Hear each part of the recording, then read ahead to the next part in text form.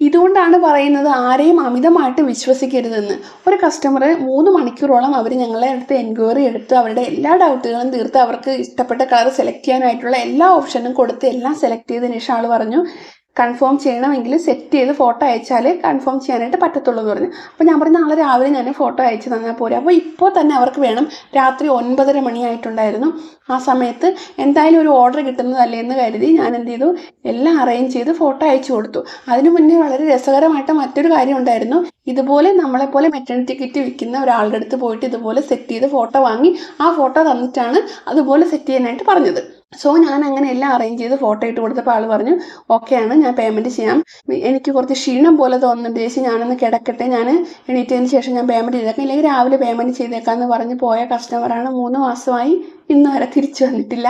ഇതുപോലെ പല അനുഭവങ്ങളുണ്ട്. അതിലൊന്ന് മാത്രമാണ് ഇവിടെ ഷെയർ ചെയ്തത്. എന്തിനാണ് ആൾ വന്ന് സെലക്ട് ചെയ്തത് ഫോട്ടോ എടുത്തതെന്ന് എനിക്ക് ഇന്നും മനസ്സിലായിട്ടില്ല.